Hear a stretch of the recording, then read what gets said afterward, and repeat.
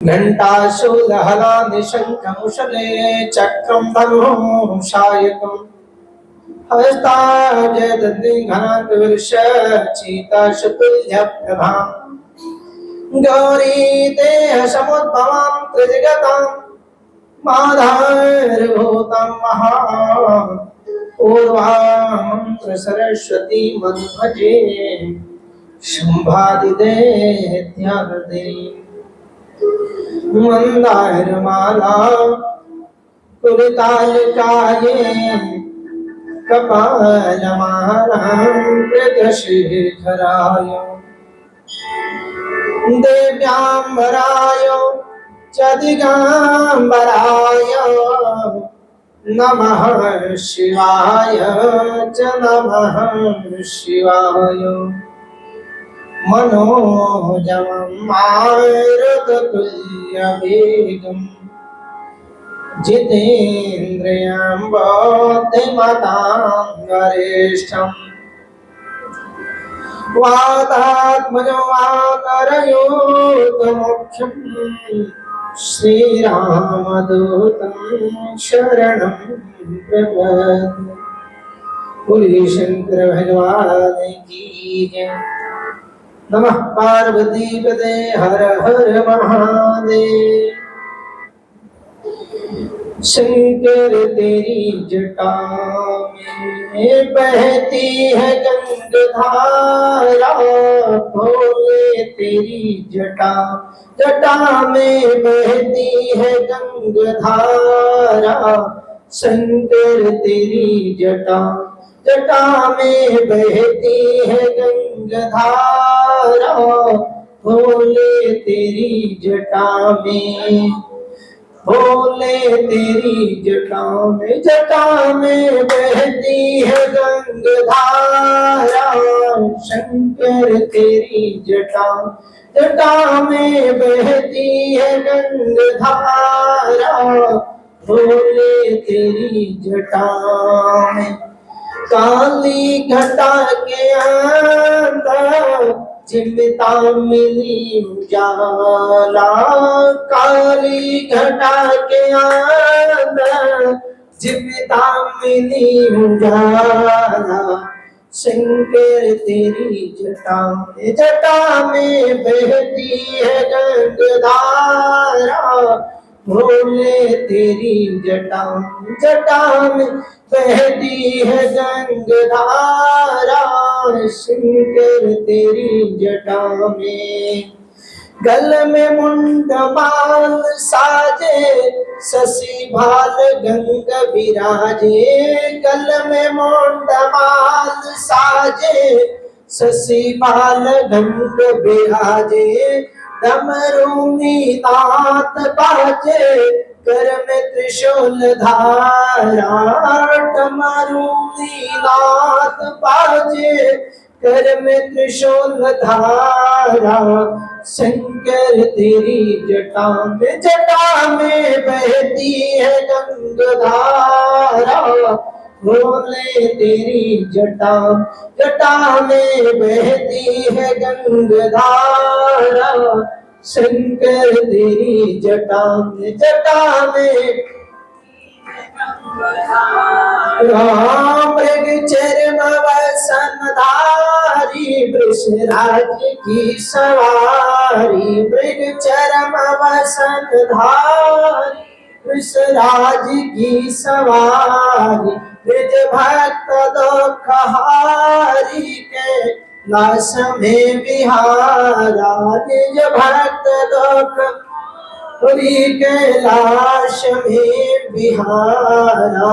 शंकर तेरी जटा में बहती है गंगाधारा, भोले तेरी जटा में बहती है गंगाधारा।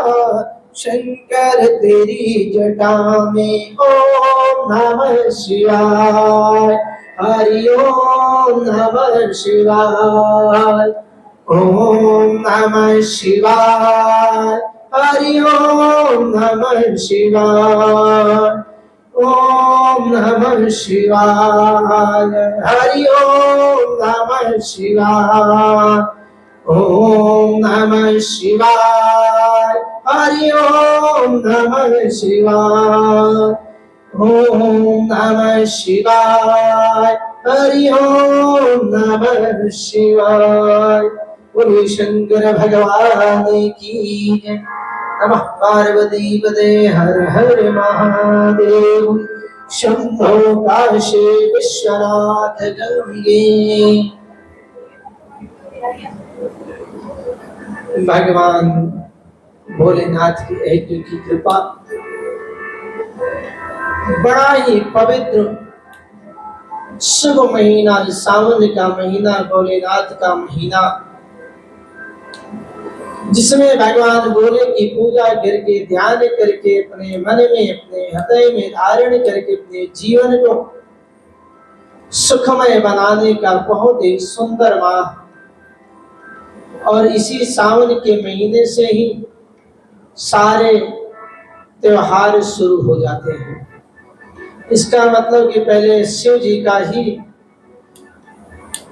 त्योहार आता है, उसके बाद सारे त्योहार शुरू हो जाते हैं।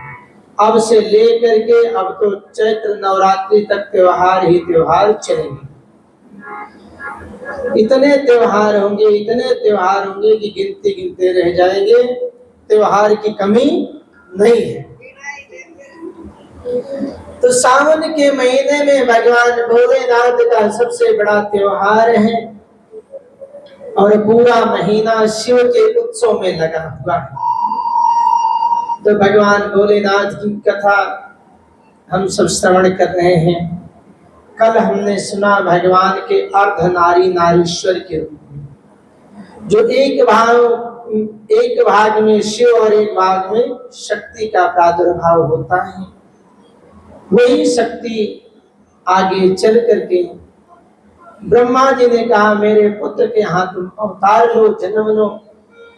वे दक्ष प्रजापति के यहाँ जन्म लेती हैं और फिर उनका विवाह संस्कार भोलेनाथ के साथ संपन्न कराया जाता है। इस तरह से भगवान के विवाह का उत्सव मनाने के बाद वराह कल्प में जो कल्प होते हैं, उनमें शिव जी का जो प्रथम अवतार होता है उसका वर्णन है। और अब नंदीश्वर जी कहते हैं कि एक बार सनत कुमारों ने ब्रह्मा जी से शंकर जी के चरित्र को सुनने के लिए कहा और कहा कि हमें वो अवतारों का अंक सुनाइए जिसमें भगवान ने अवतार लिया था। ब्रह्मा जी कहते हैं कि सुनो, जब अवतारों की बात आई तो शिव जी ने कहा था ब्राह्मण, शिव जी ने ब्रह्मा जी से कहा था वराह कल्प के 7वें मनवंतर में संपूर्ण लोगों को प्रकाशित करने वाले भगवान कल्पेश्वर जो तुम्हारे प्रपौत्र होंगे, वैवस्वत मनु के पुत्र होंगे। और तब उस मनवंतर की चतुर्युगियों के किसी द्वापर में मैं लोगों पर अनुग्रह करने के लिए, ब्राह्मणों का हित करने के लिए प्रकट होऊंगा। भोलेनाथ ने कह दिया, ब्रह्मा जी तुम सृष्टि का संचालन करो, लेकिन तुम्हारे जो प्रपौत्र होंगे उनका नाम होगा कल्पेश्वर। तो उस कल्प में जब चतुर्युग 4 युग होंगे, सतयुग, द्वापर, त्रेता और कलयुग, उनमें मैं द्वापर युग में लोगों के कल्याणार्थ ब्राह्मण भगवान के भक्तों पर कृपा करने के लिए प्रकट होऊंगा। और उस युग प्रवृत्ति के अनुसार उस प्रथम चतुर्युग के प्रथम द्वापर युग में जब प्रभु स्वयं ही व्यास होंगे, जब स्वयं व्यास होंगे, तब मैं उस कलयुग के अंत में ब्राह्मणों के साथ शिव सहित श्वेत नामक महामुनि होकर के प्रकट होऊंगा। भगवान कहते हैं जो मेरा पहला अवतार होगा वो श्वेत नामक महामुनि के रूप में होगा। उस समय हिमालय के रमणीय शिखर में छागल नामक पर्वत श्रेष्ठ पर मेरे शिखाधारी 4 शिष्य उत्पन्न होंगे। हिमालय की पर्वत श्रेणियों में अनेक श्रेणियां हैं, उसमें करें जो छागल नाम की पर्वत श्रेणी है, शिखा है, वहां पर मेरे 4 शिष्य उत्पन्न होंगे। उनके नाम होंगे श्वेत, श्वेत सिख, श्वेताश और श्वेत लोहित, वे चारों ध्यान योग के आश्रय से मेरे नगर में जाएंगे। अर्थात पूजा की सबसे उत्तम विधि जो है वो ध्यान योग है। आप जितनी भी पूजा करते हैं उनमें सबसे बड़ी पूजा ध्यान के माध्यम से है कि आप बैठ के भगवान का चिंतन कर रहे हैं। और जब भगवान का चिंतन करते करते आपका तार से तार जुड़ जाता है, फिर बाहर संसार को आप भूल जाते हैं, केवल ईश्वर ही रह जाता है, तो उसको ध्यान योग कहते हैं। इसीलिए कहते हैं ध्यान योग में सबसे पहले क्या किया जाता है, बाहर के नेत्रों को बंद कर दिया जाता है। कहते हैं भाई ध्यान लगाए बैठे हैं, ध्यान लगाए बैठे हैं अर्थात बाहर के नेत्र को बंद कर दिए और भीतर का जो नेत्र है, तीसरा नेत्र, उसको जागृत कर देते हैं, चालू कर देते हैं और उससे भगवान का चिंतन करते हैं। जब भगवान का चिंतन कैसे होता है तो कहते हैं जैसे काग चेष्टा वक्रो ध्यानम श्वान नेत्रा तथैव च अल्पाहारी गृहत्यागी विद्यार्थी पंच लक्षणम। जिसको विद्या चाहिए सबसे पहले उसके पास 5 जो है शक्तियां होनी चाहिए, 5 प्रकार के उनमें तेज होने चाहिए। पहला काग चेष्टा, कौवे की तरह सजगता। तो कौवे में क्या सजगता है, कौवे में क्या सजगता है, सबने पढ़ा है लेकिन सजगता नहीं बताएंगे। कौवा हमेशा चौकन्ना रहता है, चालाक होता, चालाक तो लोमड़ी भी होती है। लेकिन यहाँ उदाहरण कौवे का दिया गया है। जब लोभ आएगा तब लोमड़ी का नाम आएगा, लेकिन जब सजगता की बात आएगी तो कौवे का नाम आएगा। क्यों? क्योंकि कौवे से एक बार उसके पिता ने कहा बेटा तू बाहर घूमने जा रहा है, तू बड़ा हो गया है, तो बाहर रास्ते में निकलेगा, इनका मनुष्यों का कोई भरोसा है नहीं। जब ये नीचे की ओर झुके तो समझ लेना कि ये पत्थर उठाने के लिए झुक रहे हैं, तो तब तुम सतर्क हो जाना और उड़ जाना, तो तुम पकड़ में नहीं आओगे।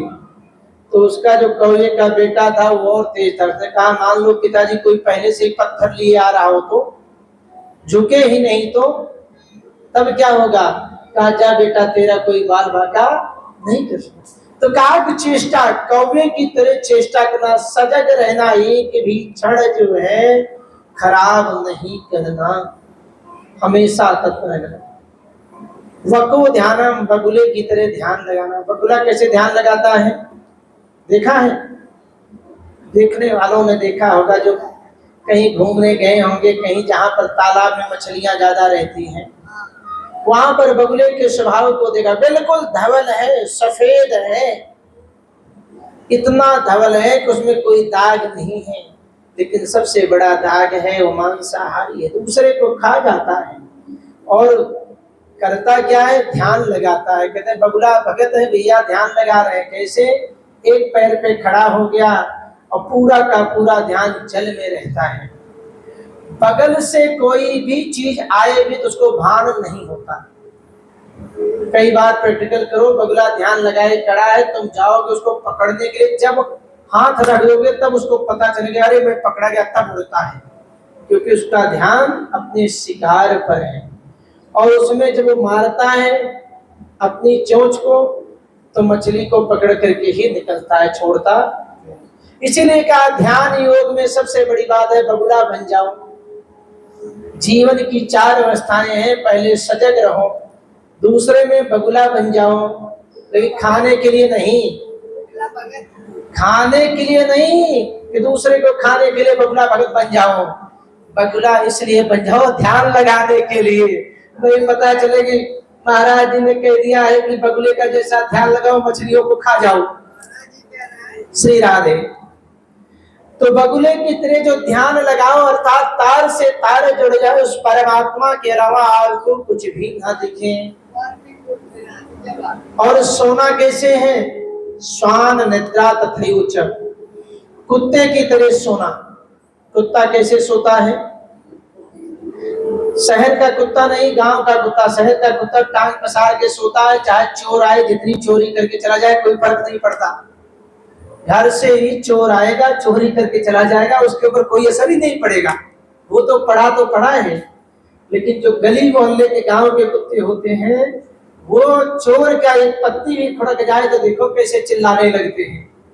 इसीलिए उनकी परिभाषा ली गई, स्वान निद्रा, सोना कैसे है, कुत्ते की तरह सजग होकर के। क्योंकि भूकंप का एहसास सबसे पहले कुत्ते को होता है, लेकिन कोठी के कुत्तों को नहीं होता, उनके ऊपर कोई असर नहीं होता। जो बाहर के कुत्ते हैं उनको उनके ऊपर असर होता है। इसलिए उदाहरण बाहर वालों का लिया गया कि व्यक्ति भी दो प्रकार के होते हैं। एक को तो एक बार जो है तुलसीदास को उनकी घरवाली ने बोल दिया, वो तुलसीदास बन गए, निकल गए, और यहाँ रोज बोले जा रहे हैं लेकिन कोई तुलसीदास नहीं बनता। इस प्रकार आदमी दो प्रकार के होते हैं। इसी तरह से कुत्ते दो प्रकार के होते हैं, एक कोठी का कुत्ता, एक गली का कुत्ता। तो गली के कुत्ते का उदाहरण लिया गया कि जो गली का कुत्ता है वो इस तरह सजग है, भूकंप की आवाज को सबसे पहले कुत्ता सुनता है। तो सोना कैसे है, जरा सी भी कोई हलचल हुई और तुरंत जग करके तैनात। अर्थात जो विद्यार्थी हैं उनको सोने को नहीं मिलेगा, नींद तो नाम मात्र की रहेंगे। ऐसे ही जीवन में जो भगवान को चाहने वाले हैं उनको नींद नहीं आती है। कितने लोग हैं जिसको नींद नहीं आती रात में? एक को तो मैं बता सकता हूँ, बाकी तो सबको आती होगी, लेकिन एक को तो मैं बता सकता हूँ कि पड़ोस में रहता हूँ, उनको नींद नहीं आती है। बोलो शंकर भगवान की। तो स्वान निद्रा, सोना ऐसे ही है कि नींद नहीं आनी चाहिए भगवान के बिना। हे प्रभु, तुम्हारे बिना तो मुझे नींद ही नहीं आ रही है। और नींद किसको नहीं आती? जो थोड़ा खाते हैं, अल्पाहारी। और जो यहाँ तक खा करके सोएंगे तो उनको नींद ही नींद आएगी, वो तो उठेंगे नहीं। इसलिए रात्रि के समय में खाने के लिए कहा गया अल्पाहारी, थोड़ा खाओ। जब थोड़ा खाओगे तो नींद नहीं आएगी। और गृह त्यागी, घर को त्याग दो। किस लिए?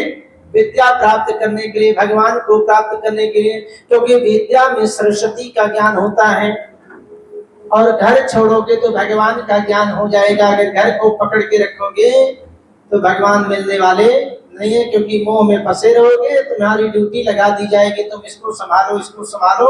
हम घूम करके आते हैं तो बढ़िया चौकीदारी करते रहो। इसलिए चौकीदारी छोड़ करके भगवान की शरण में जाओ। घर पे तो सिर्फ खाने के लिए जाओ और सोने के लिए जाओ, बाकी समय भगवान का भजन करो। तो विद्यार्थी पंच लक्षण, इस तरह से विद्यार्थी के जो 5 लक्षण बतलाए गए हैं, वो ऐसे ही भगवान के दर्शनार्थी के लिए भी 5 लक्षण बतलाए गए हैं, जीवन में उतारना चाहिए। तो यहाँ पर कहते हैं कि भगवान की प्राप्ति के लिए सबको ध्यान लगाना चाहिए। बाहर के नेत्रों को बंद करें और अंदर के नेत्रों को खोल दें, जिससे भगवान की प्राप्ति हो जाती है। और जब भगवान की प्राप्ति हो जाती है तो सारा संसार फीका लगने लगता है। जिसको बिना नमक के खाने की आदत पड़ जाती है, फिर उसको नमक वाला चाहिए ही नहीं। जो बिना चीनी के खाने की आदत डाल लेता है, फिर चीनी वाला उसको बेकार लगने लगता है। इसी तरह से जिसने भी अपने जीवन को भगवानमय कर लिया है तो सब कुछ नीरस लगने लगता है। भगवान के बिना नींद नहीं आती है, और जिनको भगवान के बिना नींद नहीं आती उनका जीवन धन्य है। बाकी तो सब कांव भटक रहे हैं। इसलिए कहा गया कि ध्यान योग सबसे उत्तम योग बतलाया गया है। और जो ध्यान योग के द्वारा भगवान को प्राप्त करता है वो जन्म जरा और मृत्यु से रहित होकर के परब्रह्म की समाधि में लीन हो जाता है। भगवान की समाधि में लीन होने, उसको कोई रोग नहीं होता है। तो भोलेनाथ कहते हैं कि इस तरह से जो मेरे 4 अवतार हुए उन सब ने ध्यान योग का आश्रय लेकर के मुझे प्राप्त किया। अब आप सब भी इतने दिनों से कथा सुनते सुनते इतना हो गए, बाहर की आंख को बंद कर दो, अंदर की आंख को खोल लो। और नहीं खोलोगे तो समय अपने आप खोल देगा। बाहर से दिखना बंद हो जाएगा, अंदर से अपने आप देखना पड़ेगा। इसलिए पहले से ही आदत डालो, बाहर के नेत्र को बंद करो, किसी की बुराई मत करो, किसी की बुराई मत सुनो, किसी की बुराई मत देखो। और जब भी देखो तो भगवान को देखो, जब भी सुनो तो परमात्मा को सुनो, जब भी कहो तो भगवान को कहो, जीवन बदल जाएगा। इसके अलावा और कुछ नहीं। अगर इसके अलावा कुछ देखते हो, कुछ सुनते हो, कुछ कहते हो तो जीवन भर दुख पाओगे। इसलिए 40-45 साल तक जितना देखना था देख लिया, अब देखने लायक नहीं हो, अब सुनने लायक नहीं हो, कहने लायक नहीं हो, सब अंतर्मुखी हो जाओ। बहिर्मुखी का परित्याग करो, अंतर्मुखी हो जाओ। जिस दिन अंतर्मुखी हो जाओगे उस दिन तुम्हारे साथी सहयोगी भोलेनाथ हो जाएंगे, और जब भोलेनाथ हो जाएंगे तो जीवन का उद्धार हो जाएगा। और नहीं तो भटकते रहोगे, भटकते रहोगे, भटकते रहोगे। और मान लो किसी में ज्यादा मन लग गया, उसमें प्राण निकल गए, उसी योनि में आना पड़ जाएगा। इसलिए किसी से नेह ना लगा के भगवान का चिंतन करो, और जब बार बार भगवान का चिंतन करोगे अंत समय में भगवान का नाम निकलेगा, भगवान के धाम को चले जाओगे। इस तरह से भगवान का हमेशा अजपा जप करना चाहिए। पर जब परमात्मा का नाम होगा तो दूसरा कोई नाम आएगा ही नहीं, क्योंकि एक समय में एक ही नाम आएगा, चाहे भगवान का आए चाहे दुष्ट का आए। इसलिए भगवान का नाम लो, दुष्टों का अपने आप पतन हो जाएगा। तो कहते हैं ज्ञान योग के माध्यम से उन चारों ने मुझे प्राप्त किया।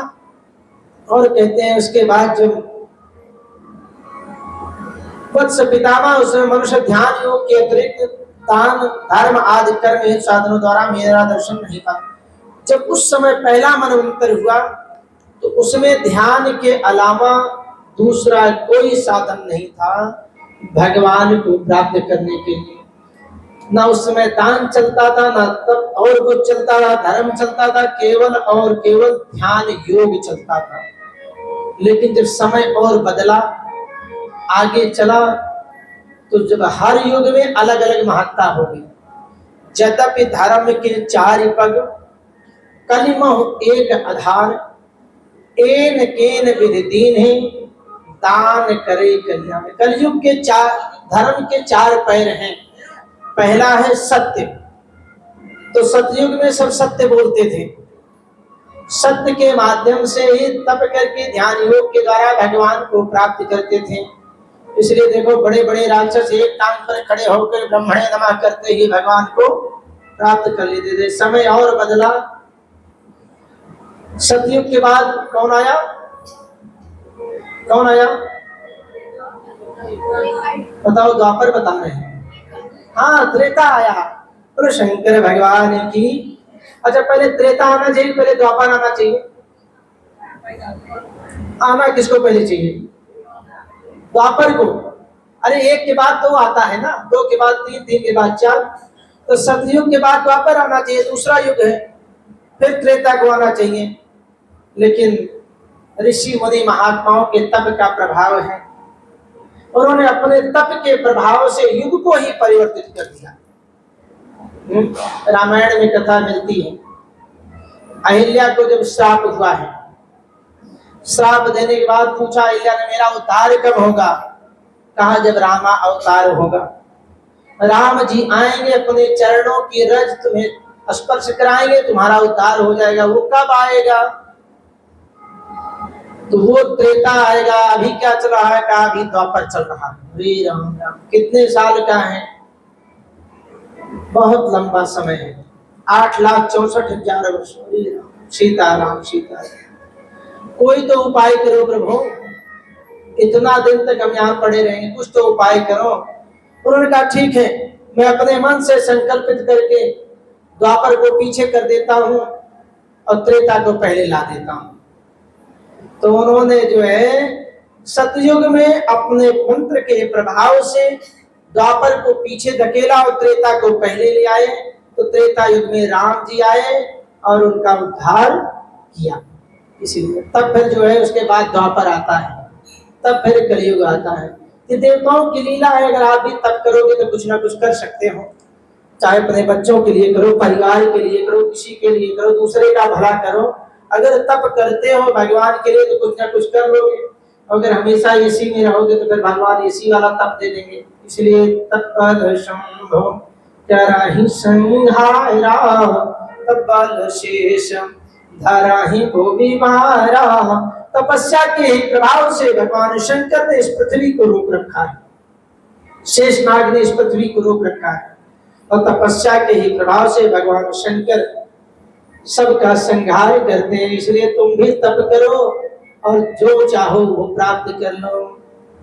तो कहते हैं इस तप के प्रभाव से भगवान ने अनेकों रूप धारण किया, और आगे चल करके तो सतयुग में तप का प्रभाव था सत्य। उसके बाद त्रेता में आया यज्ञ और मख। बिना यज्ञ के कोई कार्य पूर्ण नहीं होगा, क्योंकि देख लो रामावतार में जितनी भी संतान हुई है बिना यज्ञ के नहीं हुई है। जो कुछ मिला है यज्ञ के प्रभाव से मिला है। फिर यज्ञ भी लंबे होने लगे और लोगों की सोच छोटी होने लगी, कहते और कुछ किया जाए। तो द्वापर में आ गया दया करुणा, कि दया के प्रभाव से भी भगवान का भजन के बहुत कुछ पा जाएंगे। लेकिन कलयुग में क्या रह गया? ना सत्य रह गया, ना यज्ञ रह गया, ना दया रह गई। तीन पैर धर्म के टूट गए। लोग झूठ बोलना शुरू कर दिए, झूठ ही लेना, झूठ ही देना, झूठ ही भोजन, झूठ चबेना। 24 घंटे झूठ बोलने लगे, इसलिए सत्य रूपी पहला पैर टूट गया। दूसरा यज्ञ रूपी पैर टूट गया। बहुत कम करने वाले दिखावटी रह गए हैं। यज्ञ भी समाप्त हो गया। तो नाम मात्र का बना, कर दो पढ़िए आप, ये हवन कर दो, हम तो देख लेंगे। और तीसरा दया दुनिया से चली गई है।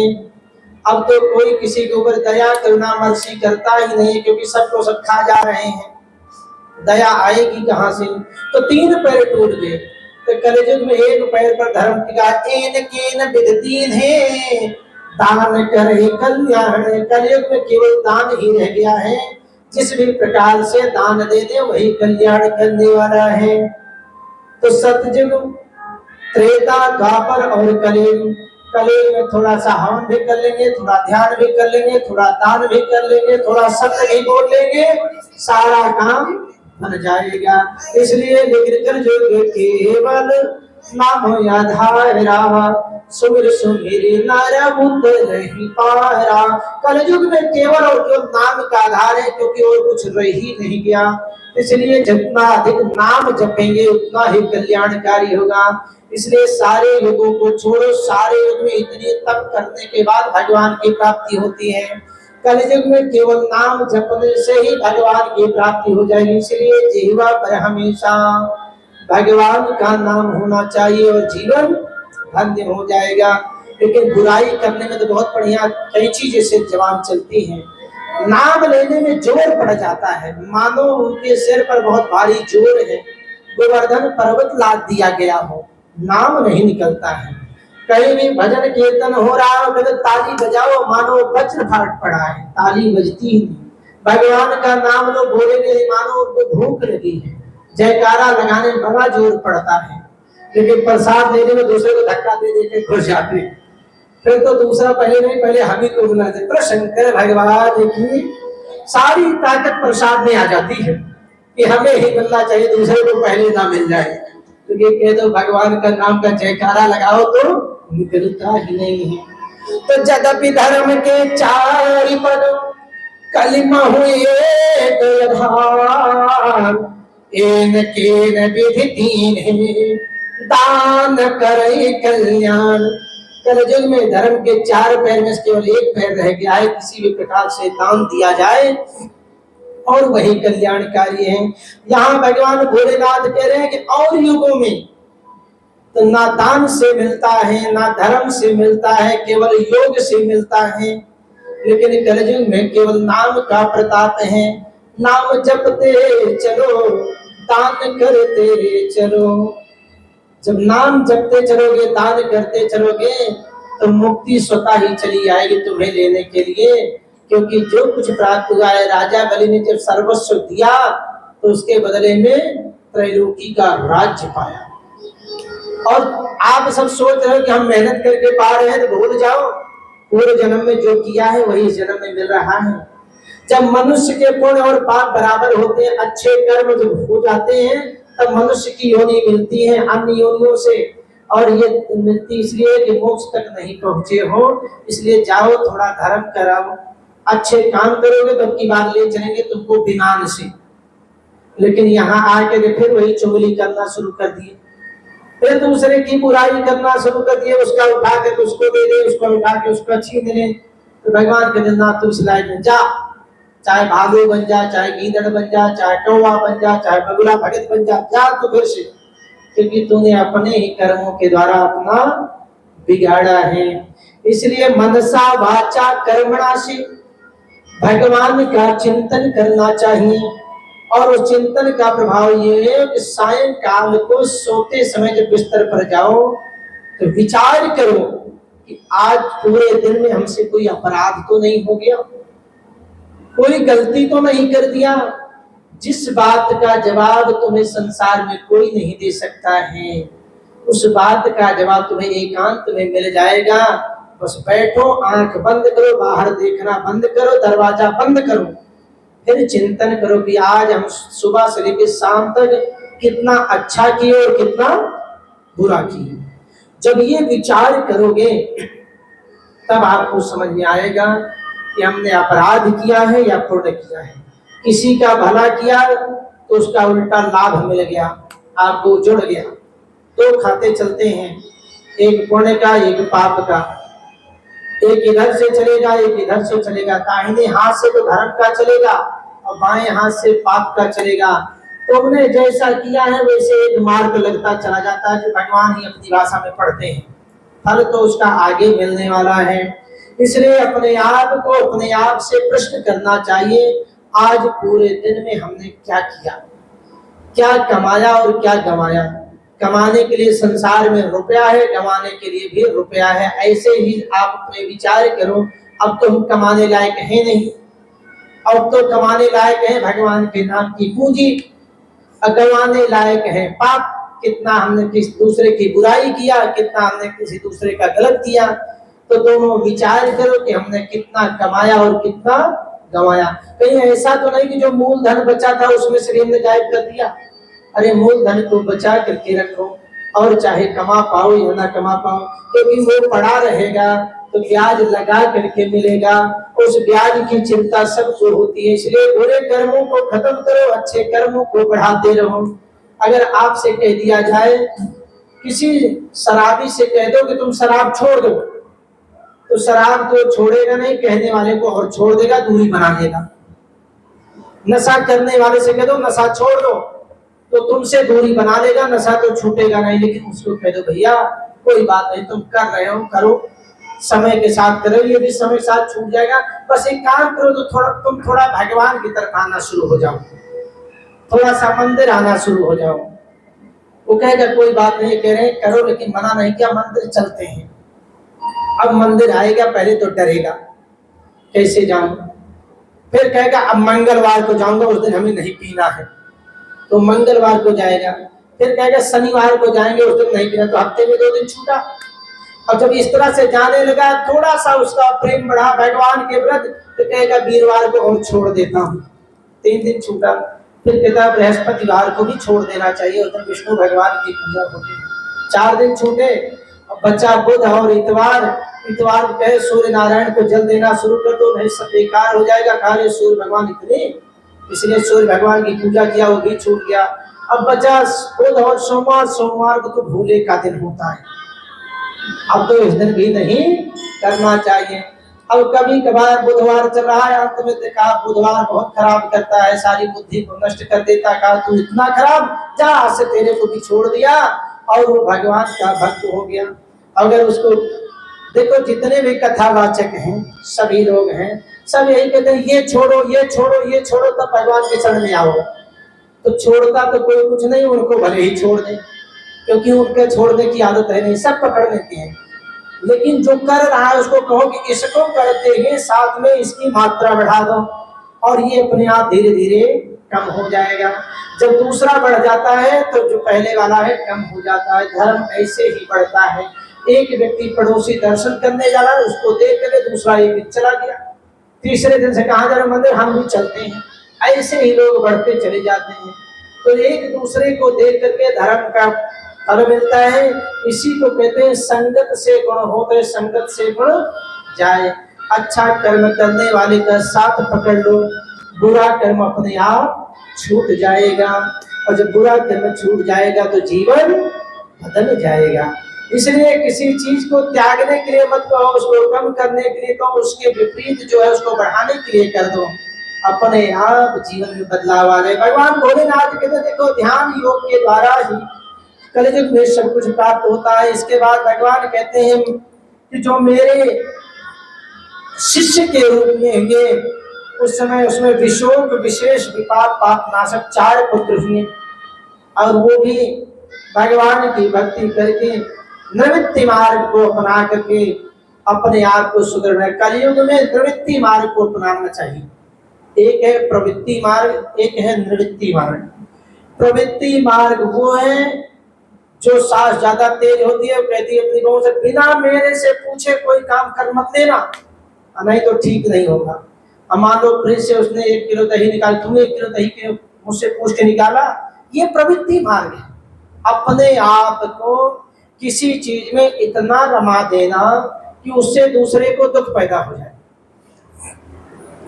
दूसरे को जब तुम दुख देने लगोगे तो तुम्हें सुख थोड़ी मिलेगा, अरे वो उलट करके तुम्हारे पास भी आएगा। तो इसको कहते हैं प्रवृत्ति मार्ग। प्रवृत्तियों में लगा हुआ है, उससे वो निकलना नहीं चाहता है। लेकिन भगवान कह रहे हैं कलयुग में निवृत्ति मार्ग के द्वारा मुझे प्राप्त कर सकते हो। अनिवृत्ति मार्ग क्या कहते हैं कि अभी तक तो मेरी जिम्मेदारी थी, मैंने ये सब किया, अब आज से ये तुम्हारा घर है, तुम संभालो या मत संभालो, मुझसे कोई लेना देना नहीं है। मैं तो अपना भगवान का भजन करूंगा, हरि का चिंतन करूंगा, चाहे बिगाड़ो चाहे बनाओ। लेकिन कुछ की आदत खराब होती है, वो अपने पुराने समय को याद कर दिया, अरे हमने तो एक एक ईंट बनाई, हमने तो एक एक रुपया बड़ी मुश्किल में कमाया, हमसे वो देखा नहीं जाता है। इसलिए भगवान जब नहीं देखा जाता आंखों को बंद कर लो। निवृत्ति मार्ग तो तभी आएगी जो नहीं देखा जाता, आंख बंद कर लो। लक्ष्मण जी ने यही तो कहा परशुराम जी से कि जो है बार बार ऐसे तुम कर रहे हो, इतना जो है क्रोध में हो, अरे आपको किसने कहा देखने के लिए, अपनी आंखों को बंद कर लो। मूंदे नयन कतहु क्यों नहीं, अगर हम दोनों इतने खटक रहे हैं अपनी आंख को बंद कर लो, हम दिखाई नहीं देंगे, तुम्हारी समस्या का निदान हो जाएगा। लेकिन बात वही है कि हर व्यक्ति जो कम दिखता है वो ज्यादा देखना चाहता है। तो निवृत्ति मार्ग में पहुंचता नहीं है तो अपने घर को अभी सत्यानाश करता है, और जब सब हो जाता है तब भगवान की शरण में जाता है। भगवान अब तो हमारे घर को बचा लो, मुनारी घर संपत्ति नासी, अमूढ़ मुरारी हो सन्यासी। आज के समय के जो सन्यासी बाबा घूम रहे हैं उनमें ज्यादातर जो तुलसीदास बाबा ने लिख दिया कि जिनकी पत्नी खत्म हो गई इस चलो बसी, और संपत्ति जो थी जुए में कहीं में सब बर्बाद कर दिए, कुछ नहीं बचा, तो सिर को मुड़ाए और सन्यासी बन गए। और फिर उनसे बड़ा सन्यासी, उनसे बड़ा भगवान का भक्त कोई नहीं है, क्योंकि वो बतलाते हैं कि हमने सब कुछ नाश करके अब भगवान की शरण में आए हैं। ये बतलाने के लिए नहीं है, ये निवृत्ति मार्ग को अपनाने के लिए नहीं, जो गायब हुआ उसको फिर प्राप्त करने के लिए आए हैं। क्योंकि यही एक ऐसा रास्ता है जिसको दुनिया में सब पूजते हैं। इसलिए प्रवृत्ति मार्ग को छोड़ करके निवृत्ति मार्ग में चले जाना चाहिए। इस शरीर की 4 अवस्थाओं में विभाजन कर देना चाहिए, 20, 40, 60, 80।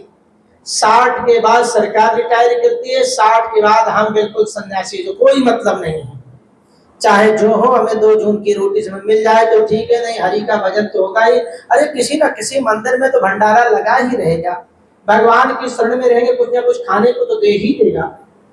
भगवान पर विश्वास होगा तो भूखे कभी नहीं रहोगे, और विश्वास नहीं होगा तो थाली आई रहेगी सामने, फिर भी हटा ली जाएगी, मिलेगा नहीं।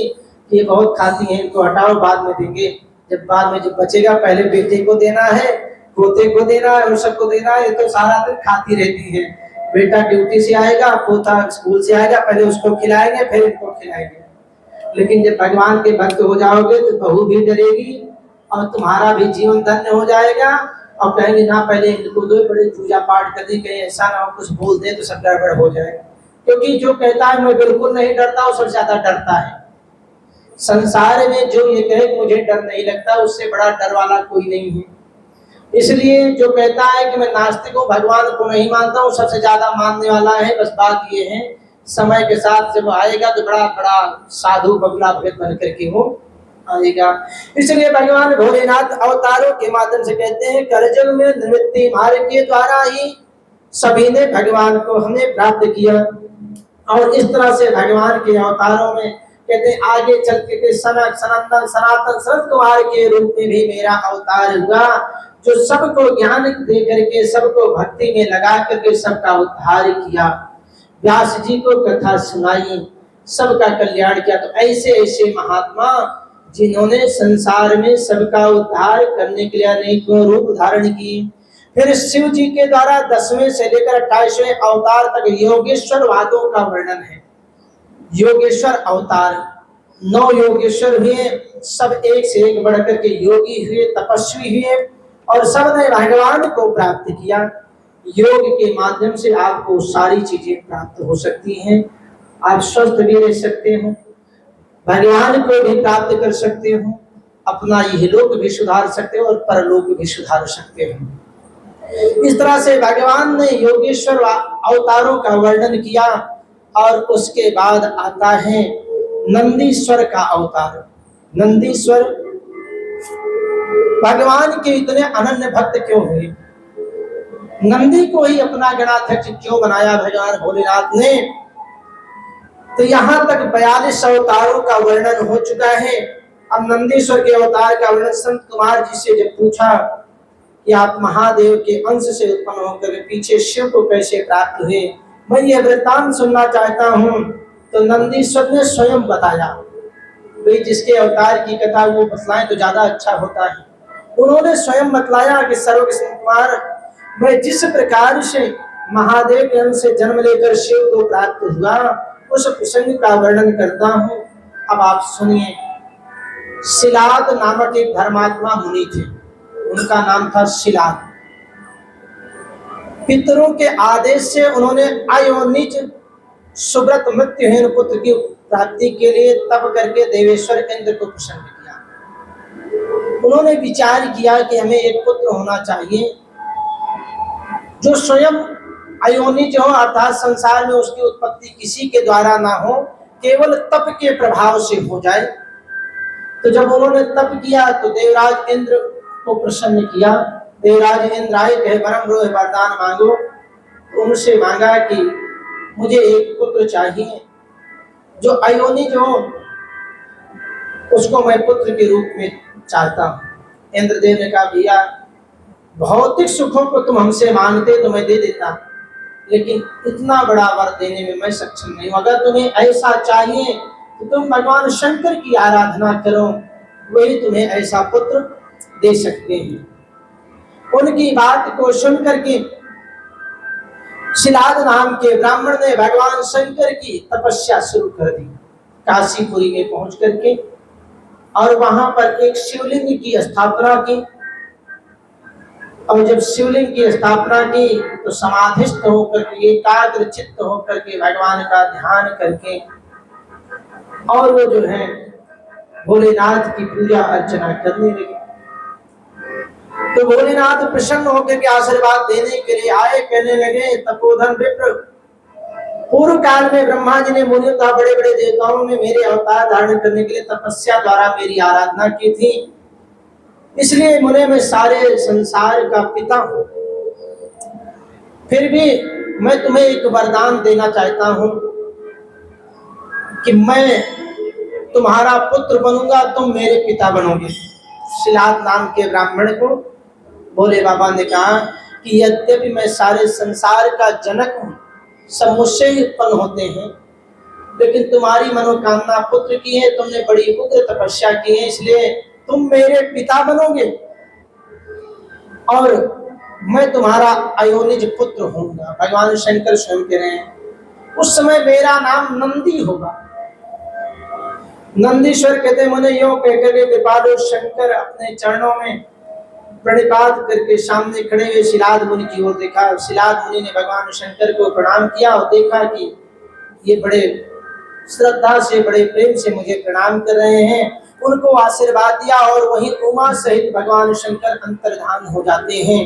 महादेव के चले जाने के बाद महामुनि शिलाद अपने आश्रम पर गए और ऋषियों को सारा वृत्तांत सुनाया। कुछ समय बीत जाने पर यज्ञ वेताओं में श्रेष्ठ मेरे पिताजी यज्ञ करने के लिए यज्ञ क्षेत्र को जोत रहे थे। अर्थात शिलाद मुनि जो है यज्ञ क्षेत्र को जोत रहे थे कि यहाँ पर यज्ञ किया जाएगा। उसी समय शंभु की आज्ञा से यज्ञ के पूर्व ही उनके शरीर से उत्पन्न हो गया। तो नंदी जी कह रहे हैं कि जब वो यज्ञ के लिए भूमि जोत रहे थे उसी समय मेरी उत्पत्ति उन्हीं के शरीर से मैं यज्ञ भूमि से ही उत्पन्न हो गया। नंदी जी महाराज हाँ, और उस समय मेरे शरीर की प्रभा युगांतकालीन अग्नि के समान थी। ऐसी चमक रही थी मानो सारी दिशाएं जो है चमकने लगी थी। तो शिलाद ने जब मुझे प्रलय कालीन सूर्य और अग्नि के सदृश प्रभाशाली त्रिनेत्र में प्रकाशमान जटा मुकुटधारी त्रिशूल रुद्र रूप में देखा कि हमने जो वरदान मिला था ये तो वही लग रहे हैं। तो बड़े आनंद में निमग्न होकर के प्रणाम किया और प्रणाम करने के बाद शिलाद बोले कि आज मेरा उत्तम पूर्ण हो गया है। भगवान स्वयं मेरे पुत्र के रूप में आए हैं। बड़ा आनंदित हुए और उनको जगदीश्वर भगवान को प्रणाम करके और मुझे अपनी गोदी में उठा करके अपने आश्रम की ओर गए। अब वहां जब गए तो कहते जैसे ही आश्रम में प्रवेश किए वैसे ही मैं नंदी के स्वरूप से बदल करके मनुष्य की आकृति में हो गया और छोटा बालक बन गया। और कहते हैं जब छोटा बालक बन गया तो मुझे पिताजी ने पूरा सांगो पांग वेद विद्या धर्म के बारे में सारा ज्ञान उपदेश किया, क्योंकि बहुत विद्वान थे। और जिसके प्रभाव से मेरा इस तरह से धीरे धीरे 7वां वर्ष पूर्ण हुआ और शिव जी की आज्ञा से मित्र और वरुण नाम के 2 मुनि मुझे देखने के लिए आए। शिव जी की आज्ञा थी वो दोनों आके मुझसे देखने के लिए आश्रम पर जब पधारे तो मेरे पिता ने उनकी बड़ी आवभगत की और उसके बाद महात्मा को आनंद प्रकाशन पर विराजमान करके जब उनकी सेवा करते उसी समय वो दोनों बार बार मुझे निहार रहे थे। नंदी जी कह बार बार मुझे देख रहे थे। मित्र और वरुण ने कहा था शिलाद यद्यपि तुम्हारा पुत्र नंदी संपूर्ण शास्त्रों के अर्थों का पारगामी विद्वान है, बहुत जानकार है, तथापि इसकी आयु जो है ना बहुत थोड़ी है। ये 12 वर्ष तक केवल रहेगा, इसकी आयु बहुत थोड़ी दिख पड़ती है। इसलिए ये कह करके वो दोनों चले गए। और इधर शिलाद को बड़ा दुख हुआ। शिलाद और उनकी धर्मपत्नी लगी रोने, मेरा पुत्र मर जाएगा, इसकी आयु बहुत कम है, लगे जोर जोर से रोने। उसी समय नंदीश्वर ने कहा कि आपके रोने का कारण क्या है पिता महाराज, आप क्यों रो रहे हो? कहा वो जो दोनों आए थे उन्होंने कह दिया कि मेरी अल्पायु है और ये बात ठीक नहीं, अल्पायु है, इस दुख से रो रहा हूं। तुम ही बताओ मेरे इस कष्ट का निवारण क्या होगा? मैं उसी के शरण में पुत्र बोला, पिताजी मैं आपके सामने शपथ करता हूँ और ये बिल्कुल सत्य बात कर रहा हूँ, चाहे देवता दानव यम काल और अन्य प्राणी ये सब के सब मिलकर के मुझे मारना चाहें तो भी मेरी बाल्यकाल में मृत्यु नहीं होगी, अतः आप दुखी मत हो। क्यों नहीं होगी? कहा पिताजी आप चिंता मत करो, मैं ऐसा उग्र तप करूंगा भगवान भोले का, ऐसे मंत्र का जप करूंगा कि भगवान भोले स्वयं जो है मुझे दीर्घजीवी होने का आशीर्वाद प्रदान करेंगे। तब तो माता पिता बड़े खुश हुए और तुरंत जो है काशी में जा करके नंदीश्वर ने शिवलिंग की स्थापना की और भगवान भोले को जल चढ़ा चढ़ा करके उनका ध्यान लगा लगा करके पूजा करने लगे। और उसके बाद कहते हैं कि भोले बाबा प्रकट हुए और कहा वरम रोह वरदान मांगो। तो नंदी ने कहा कि महाराज मुझे देना ही चाहते हैं। तो मैं आपके समान हो जाऊं, जिससे ना मेरी मृत्यु हो ना जन्म हो, मैं आपके समान हो जाऊं। बोले बाबा प्रसन्न हुए, कहा तुमने बहुत बड़ा तप किया है, इसलिए तुम चिंता मत करो, मेरे समान हो जाओगे और मेरे गणाध्यक्ष बन जाओगे। बोलो शंकर भगवान की जय। जब इस तरह से आशीर्वाद दिया तो मेरे पिता ने और मैंने सबने उनकी प्रदक्षिणा की, प्रणाम किया, और उसके बाद जो है भोलेनाथ उनसे अंतर्धान हो जाते हैं। इसके बाद कहते नंदीश्वर जी कहते हैं समय बीतता गया, समय वो निकल गया जो अल्पायु वाला था। जब मैं बड़ा हुआ तो इसके बाद फिर विवाह की बात होने लगी। पिता को बड़ी खुशी हुई कि अब मेरे बेटे का विवाह करना चाहिए। मम्मी और खुश कि तो बच्चे का विवाह होगा। मम्मी पापा दोनों खुश, हम बारात में जाएंगे, ताता थैया के नाचेंगे, हैं? दोनों खुश।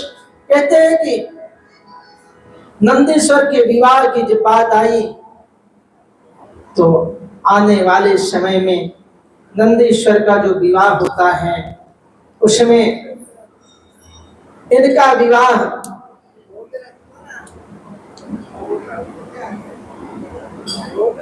सुयसा, एक बड़ी सुंदर रूप वाली सुयसा नाम की कन्या से होता है। सुयसा सुंदर यश वाली। भोलेनाथ अब जो वरदान देंगे तो कोई हल्का थोड़ी रहेगा।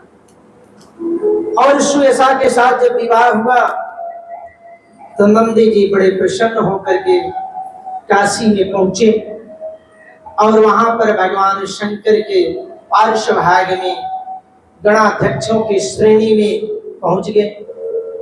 उनको अपना गणाध्यक्ष बनाया। पार्वती जी से कहा देवी सुनो, ये गणाध्यक्ष तुम्हारे पुत्र के स्वरूप का है, इसलिए ये हमेशा अब अपने पास रहेगा और हमारी तुम्हारी सेवा में हमेशा तत्पर रहेगा। जब आप अच्छा कर्म करते हैं, कोई भी बढ़िया काम करते हैं, भगवान देखते हैं अगर ये इस योग्य है तो मेरे पास ही रह जाए, और नहीं है तो चला जाए। तो नंदीश्वर को भगवान भोलेनाथ ने अपना गणाध्यक्ष बना लिया और कहा कि जो मेरे दर्शन को आएगा उससे पहले मेरे गणाध्यक्ष नंदी का दर्शन करेगा, और नंदी का दर्शन करके मेरे तक जो बात पहुंचानी, उसके कान में जो बात बोल देंगे उनकी मनोकामना अवश्य ही पूर्ण हो जाएगी। और सुयसा भी देवी पार्वती की सेवा में हमेशा संलग्न हो गई। इस तरह से भोले बाबा ने आशीर्वाद दिया, तुम पुत्र पौत्र परिवारों से युक्त हो जाओगे। नंदीश्वर और सुयसा दोनों भगवान शंकर के साथ हैं। बोलो शंकर भगवान की। अब एक आरती गाते हैं हम सब, नंदी ब्रह्मचारी आती है ना शिव, भगवान शिव की आरती में कि नंदी ब्रह्मचारी। अब यहाँ देखो भगवान का आशीर्वाद है, विवाह भी हुआ, बच्चे भी हुए, तब भी ये ब्रह्मचारी हैं। क्यों? ये सब ईश्वर की कृपा है। परमात्मा किसको क्या देना चाहे, क्या करना चाहे, उसमें उलझेंगे तो उलझते ही चले जाएंगे। क्योंकि दुर्वासा मुनि को भी एक वरदान था, गोपियों से कहा जाके भी इतना इतना खाते हैं, लेकिन भगवान ने कह दिया जाओ कह दो गोपियों कि अगर इस तृण के जैसे का तुम आहार लेते हो तो जमुना जी को पार कर जाओ। गोपियों ने बड़ा आश्चर्य माना, लेकिन जाकर के कहा और दुर्वासा की कृपा सब पार हो गए।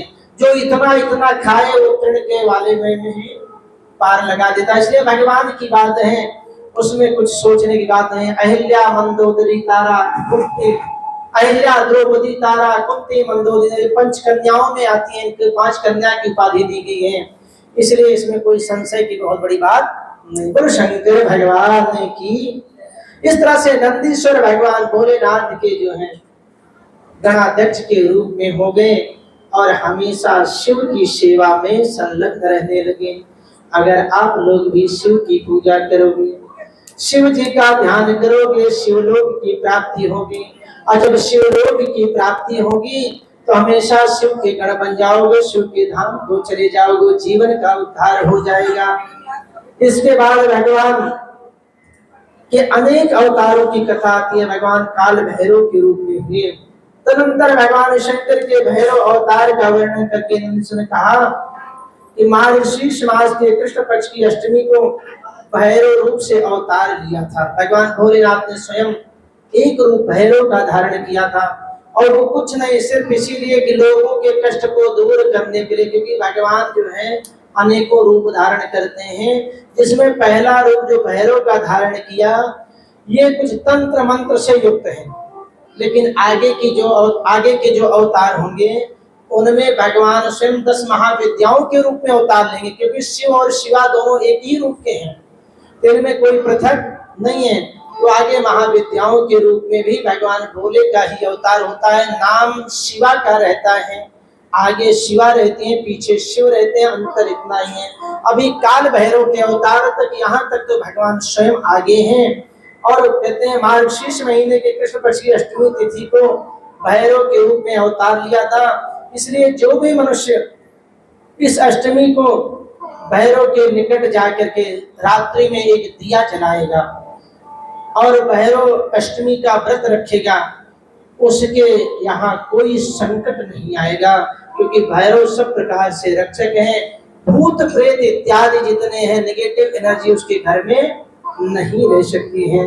इस तरह से काल भैरव का जो भजन करते हैं और जो वाराणसी में जा करके काल भैरव का दर्शन करते हैं, उनकी सारी मनोकामनाएं पूर्ण होती हैं, सारे विघ्न दूर हो जाते हैं।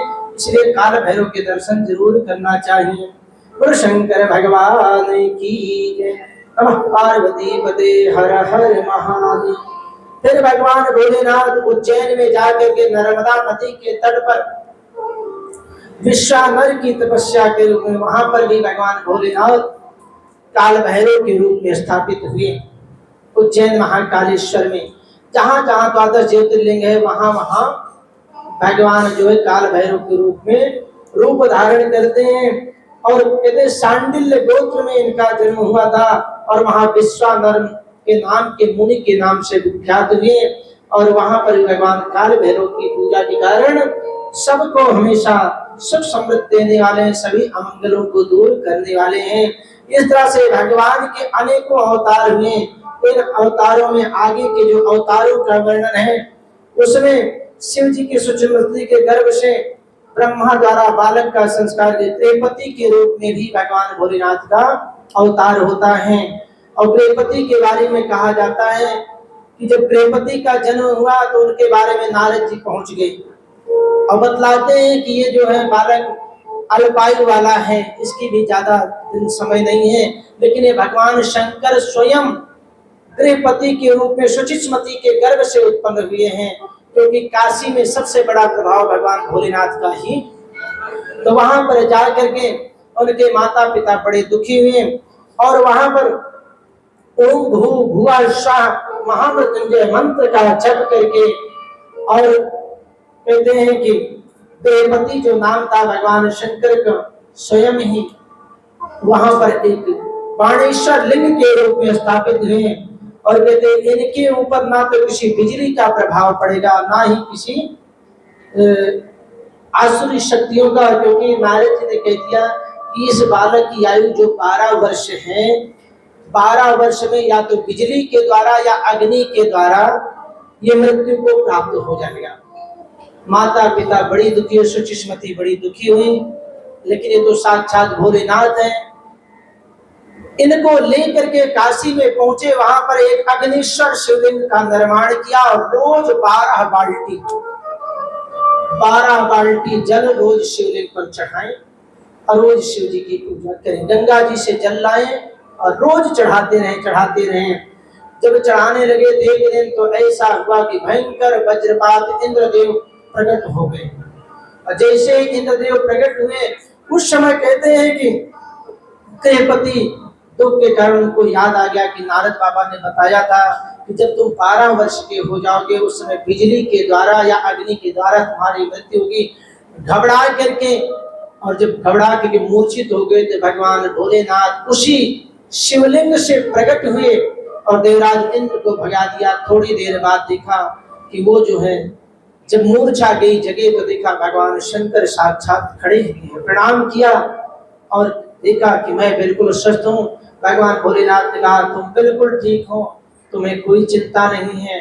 आज से मैं इस शिवलिंग में समाहित हो रहा हूँ, जो भी इस शिवलिंग का स्पर्श करेगा, दर्शन करेगा, वो दीर्घायु हो जाएगा, उसके ऊपर कोई भी समस्या नहीं आएगी और भगवान वही अग्निश्वर शिवलिंग के रूप में स्थापित हो जाते हैं। बोले शंकर भगवान की जय। और जब अग्निश्वर शिवलिंग के रूप में स्थापित हुए तो वही बालक अब तो भगवान को 108 कलशों के द्वारा शिव जी को स्नान कराने लगा। और जब 108 कलशों के द्वारा स्नान कराने लगा तो भगवान भोलेनाथ प्रसन्न हो गए कि मेरा भक्त है इतना उत्तम, ये रोज इतना जल चढ़ा रहा है। भगवान ने कहा तुम भी मेरे गणाध्यक्ष बन जाओ और उनको भी अपना गण का अध्यक्ष बना देते। बोलो शंकर भगवान की जय। ओम नमः शिवाय, ओम नमः शिवाय, हर हर भोले नमः शिवाय। ओम नमः शिवाय, हर हर भोले नमः शिवाय। ओम नमः शिवाय, ओम नमः शिवाय, हर हर भोले नमः शिवाय। ओम नमः शिवाय, ओम नमः शिवाय, हर हर भोले नमः शिवाय। ओम नमः शिवाय, ओम नमः शिवाय, हर हर भोले नमः शिवाय। ओम नमः शिवाय, ओम नमः शिवाय, हर हर भोले नमः शिवाय। शंकर भगवान की।